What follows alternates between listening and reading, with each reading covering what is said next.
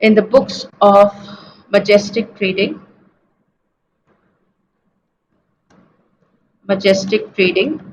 Company, my it's branch stock account, okay, branch debtors account, branch expenses account. We're also going to have the branch cash account. Okay, we don't need the branch adjustment account, so I'm going to remove that. We don't need the branch adjustment account, and the last one will be the branch P&L account. Why there's no need a branch adjustment account? Because we don't have loading here. Okay, all the transfers are being done at cost. So let's transfer the opening balances. 1st April 2018 to balance brought down 62,000. Similarly, we have of debtors 56,000, 56,000, and the cash balance is 1,600. The cash balance is 1,600. Okay.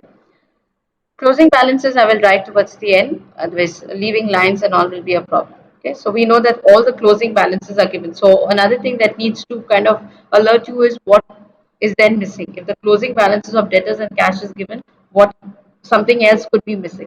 Okay, so be cautious about that. Next, we have goods sent to branch 2,28,000. So on 31st March 2019, two goods sent to branch account or two goods sent to branch, we have 2,28,000. Now I don't have to calculate any loading on this because it is done at cost. Okay. If we had a goods sent to branch account, I could have shown this entry in that goods sent to branch account as by branch stock account, but we are not preparing a goods sent to branch account.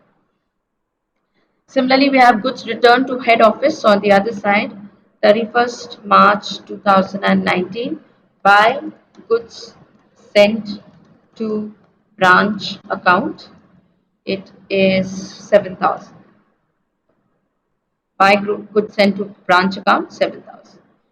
Goods returned by customers to branch. So this is going to affect the branch stock account as well as the branch debtors account. These are debtors of the branch returning goods to the branch. So 31st March 2019 by branch stock. In brackets, just to know what the transaction is, you can put it as returns. So goods returned by customers to the branch, 6,000. And in branch stock, we will have it as two branch debtors. In brackets, returns, 6,000. Next, cash sales, 1,60,000. So we have here by. Now, cash sales are also going to go in the branch cash account. Okay, so because cash is coming in, so I'm going to put it as by branch cash in brackets cash sales, just to identify the transaction. Just to identify the transaction. So that is 1,60,000. 1,60,000. And here we have 31st March 2019, two branch stock. This is cash sales. The amount is 1,60,000.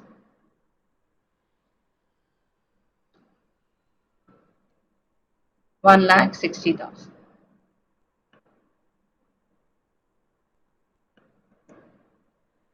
Okay. Then we have expenses paid at the branch, salary, commission, rent and taxes. So these are the expenses of the branch. Salary is 26,000. On 31st March 2019, to salary, to commission,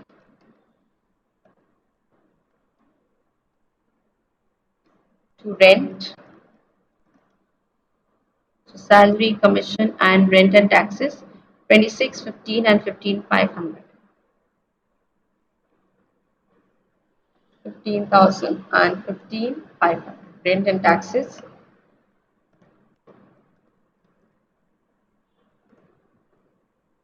Okay. And then we have discount allowed to debtors and bad debts. So this is going to come in the branch debtors as well as the branch expenses account.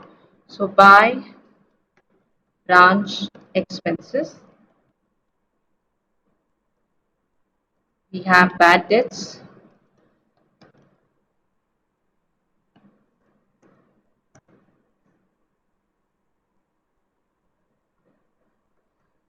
bad debts are 800 and discount allowed to customers is 2,000.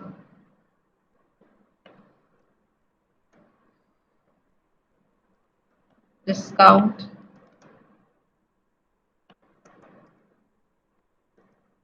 discount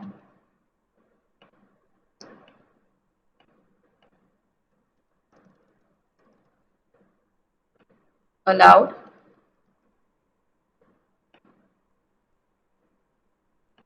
is 2,000. Okay. So similarly in the branch expenses account, we are going to have it as two branch debtors, two branch debtors,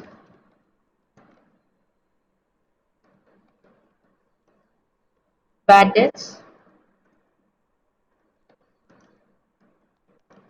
bad debts are 800 and discount allowed is 2,000. Discount allowed is 2,000.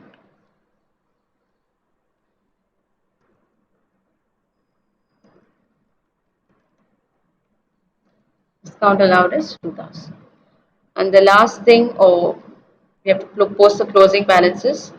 This thing also has to be done. Cash received from debtors. So cash received from debtors is now cash received. Since we have the branch cash account, it will go in that account as well. By branch cash receipt receipts from debtors, and the amount is 1,26,000. 1,26,000. Similarly, in the branch cash account, we will have two branch debtors,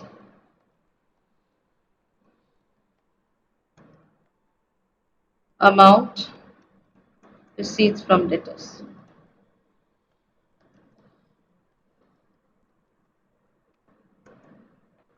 That is 1,26,000. Okay. Now we'll post the closing balances also. Since we have done all these transactions, we'll do the closing balances as well. So stock is 42,000. Leave a line because you don't know what the balancing figure could be. It could be gross profit or gross loss. So buy balance carried down. Buy balance carried down is 42,000. 42,000. This is also on 31st March 2019. Debtors also, they've given the closing balance 61,200. By balance carried down 61,200, and they've also given the closing balance of cash, that is 1,000. They've also given us the closing balance of cash, which is 1,000 on 31st March 2019. By balance carried down 1,000.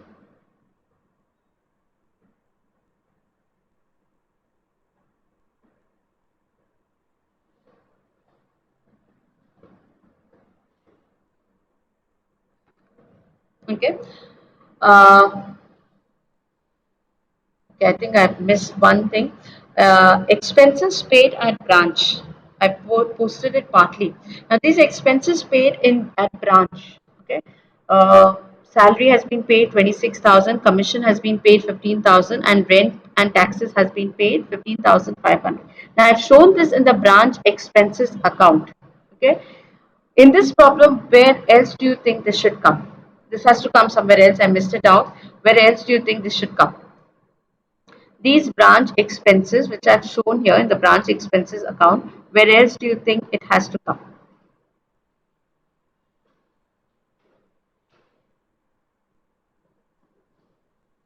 This problem is slightly different from what we had done previously. Yes, very good. It has to also come in the branch. Directing candidates answering written tests for the post of accountant and junior stenographer. Kindly keep your mobiles back. So these branch expenses also have to come in the branch cash account. Now, why will they come in the branch cash account? Because the branch, what have they said here? Expenses paid at branch. The branch is actually paying for them. So, if the branch is making a payment for those expenses, there'll be cash going out of the branch as well. So, we don't only post it in the branch expenses account, but we also have to post it in the cash account. Okay. Now, why weren't these expenses taken in the previous problems? Because in the previous problems or most of the previous problems, we have prepared a branch petty cash account. We have prepared a branch petty cash account. So that's why we don't take these expenses, and we don't even show this cash sales or receipt from debtors. Okay. But this problem is slightly different. So what I'm going to say here is to branch cash, to branch cash, salary. I don't have to change much. Commission, all these I'll put here under it, and rent and taxes. Salary, commission, and rent and taxes. Cash has been paid for this. And in branch cash, what I'm going to do is on 31st March 2019, by branch expenses. By branch expenses, I can write the total. I don't need to write individually. Okay. By branch expenses, the total expenses are, Ma'am, your mic is muted. sorry. Okay, so what I was talking about is these branch expenses also have to be shown in the cash account. Okay, why haven't we shown these expenses in the previous problems? In the previous problems, we were preparing the petty cash account. So only we showed petty expenses, if you remember. We only used to show by petty expenses. But since this is a cash account and the expenses have been paid at the branch, expenses have been paid at the branch, that means cash is going out of the branch. Okay, so that's why these branch expenses have to be shown here as well. It is affecting the cash position. Right? So this total comes to 15 plus 15, 30,000, 56,500. 56,500.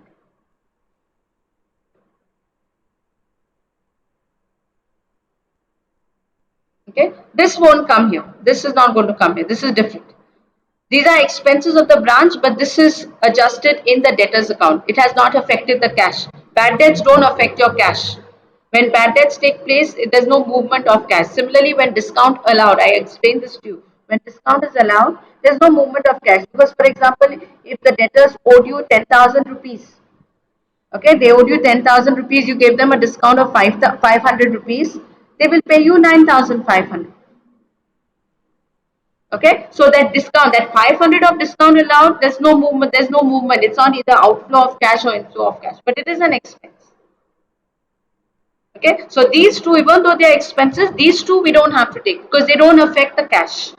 They don't affect the cash in any way. Okay, so what we are going to do is now we have, I think, posted almost everything. Yes. Okay, now we'll have to find out the closing balances. Now, first thing is this we are done in the last problem. What we need to try to kind of guess what is missing. Okay, what is missing in the branch debtors account? What do you think is missing in the branch debtors account? What do you think is missing? Very good. Credit sales. So we will try to find out the credit sales. So the total of this is 1,96,000, 1,96,000, 1,96,000. Okay. So the balancing figure is the credit sales to branch stock. Okay. These are the credit sales, which is the balancing figure. And that would be 1,96,000 minus 56,000 would be 1,40,000. 1,40,000. And in branch stock, we're going to show it as by branch debtors. By branch debtors. Okay, these are the credit sales.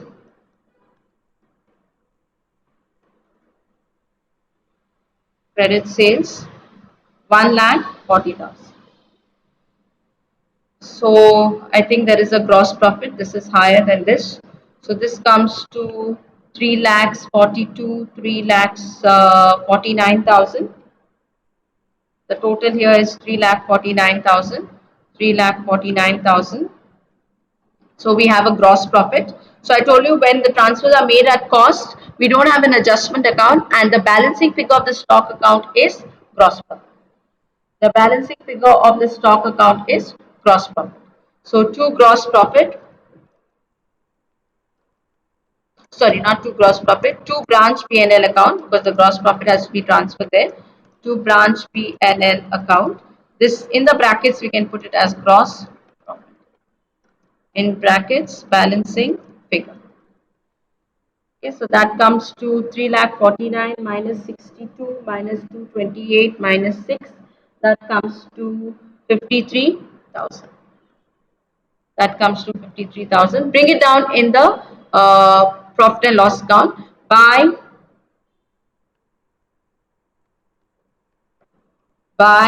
branch stock, which is gross profit, and the amount is 53,000. Okay. Now let's look at the others. So we are done with the stock, we are done with the debtors. Okay, now let's look at the expenses. What happens to all these is this goes to the profit and loss account. 26 plus 15 plus 15,500, 56,500, 58,500, 59,300. 59,300.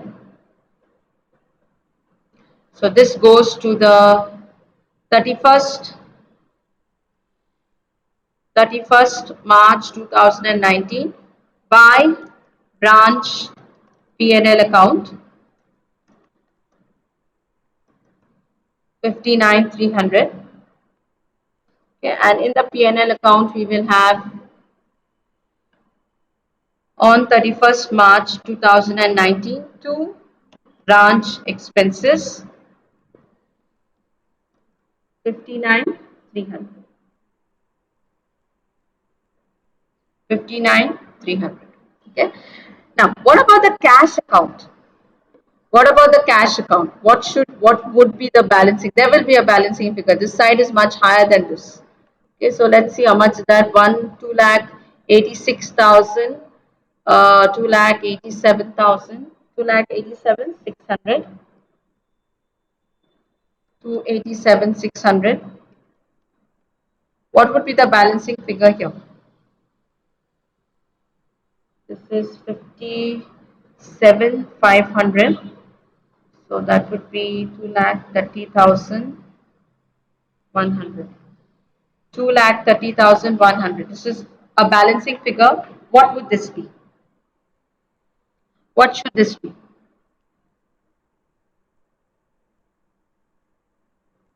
I want you to guess. It may not be very obvious, but what do you think it should be? What do you think it should be?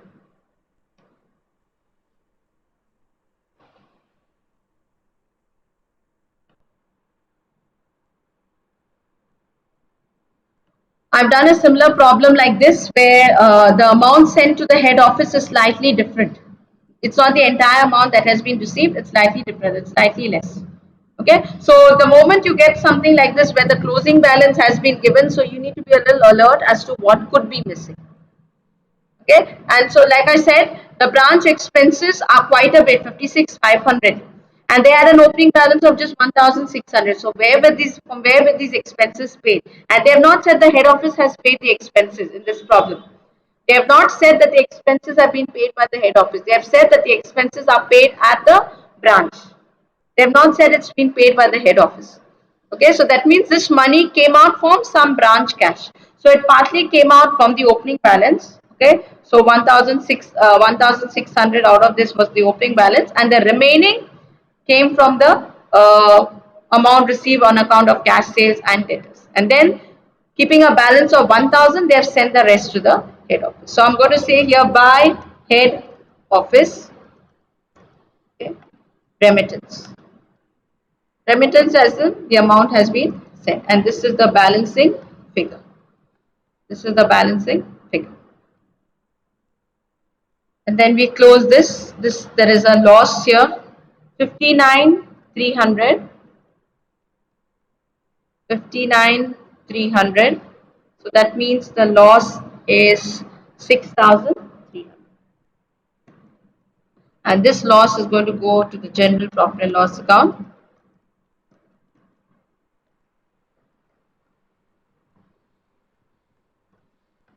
Balancing